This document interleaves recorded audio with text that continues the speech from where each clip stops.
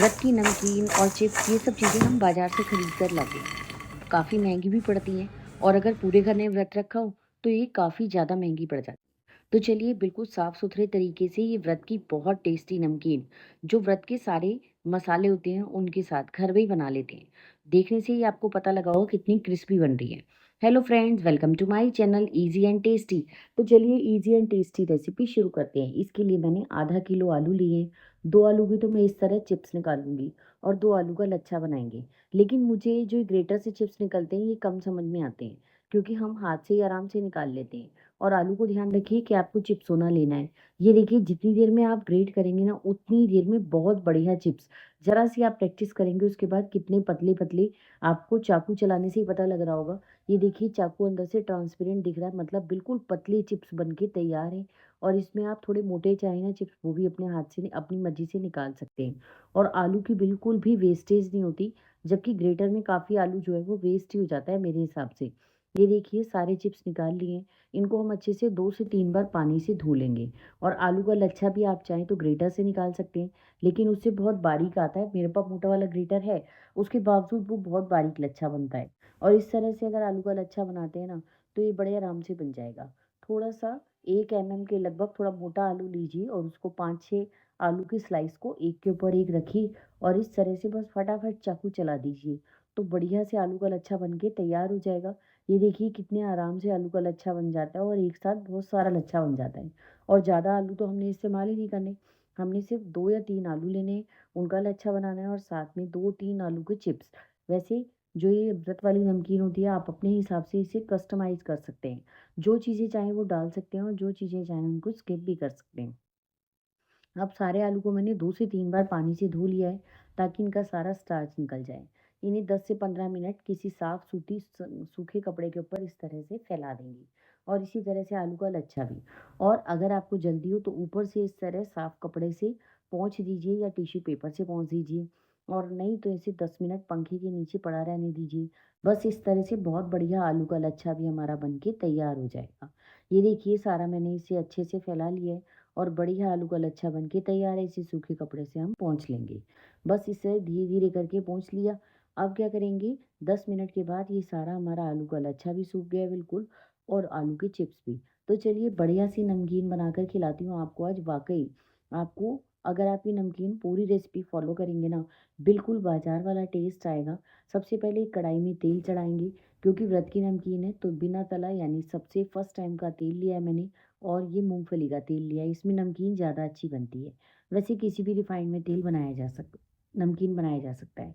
अब क्या करेंगे, एक छन्नी रख देंगे और उसके ऊपर सारी चीज़ों को इस तरह से फ्राई करेंगे। इस तरह फ्राई करने से एक तो ये एक साथ सारी चीज़ें फ्राई हो जाती हैं, दूसरा ये जलती नहीं है और तेल में फैलती नहीं है। क्योंकि तेल में हम जितनी देर में सारी नमकीन निकालते हैं ना, उतनी देर में बाकी का जो बचता रहता है वो ज़्यादा जलता जाता है और इस तरीके से आप बहुत जल्दी से अच्छे से इसे गोल्डन कर सकते हैं। 50 ग्राम मैंने काजू जो है बीच में से टुकड़ा करके उसको फ्राई कर लिया। इसी तरह 50 ग्राम के लगभग जो है नारियल, उसके पतले-पतले छल्ले निकाल लिए थे।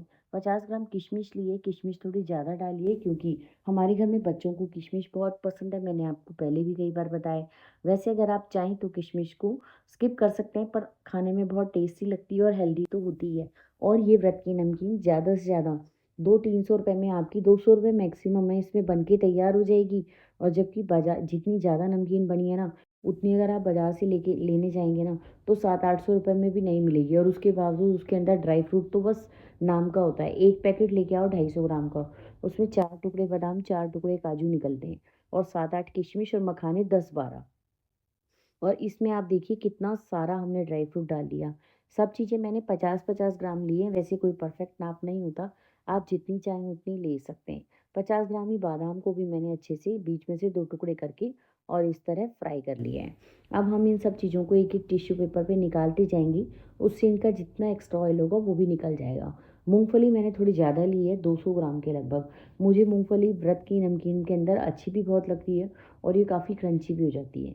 मूँगफली को फ्राई करने के लिए गैस का फ्लेम लो कीजिए और उसको भी इसी तरह से छन्नी के अंदर ही फ्राई कीजिए। ये बहुत फ़ायदेमंद है क्योंकि इससे सारी चीज़ें अच्छे से फ्राई तो हो ही जाती हैं, बल्कि जलती नहीं हैं। सबसे बड़ा फ़ायदा मुझको ये लगता है और बनाने में टाइम भी नहीं लगता, क्योंकि जब कढ़ाई से निकालने लगो तो ये छोटी-छोटी चीज़ें जो होती हैं ना, कढ़ाई में से एक-एक 2-2 पीस निकालते रहो तो बहुत देर लग जाती है। इस तरह से सिर्फ 10-15 मिनट में आप बढ़िया नमकीन घर में ही बनाकर तैयार कर लेंगे। ये देखिए मूँगफली फ्राई कर ली, अब जो आलू का लच्छा हमने निकाल के रखा था ना, उसको फ्राई करेंगे। इसे हमें मीडियम और हाई फ्लेम पर फ्राई करना है। बहुत हाई फ्लेम पर फ्राई मत कीजिएगा, ऊपर से क्रिस्पी हो जाएगा, यानी लाल हो जाएगा और अंदर से कच्चा रह जाएगा।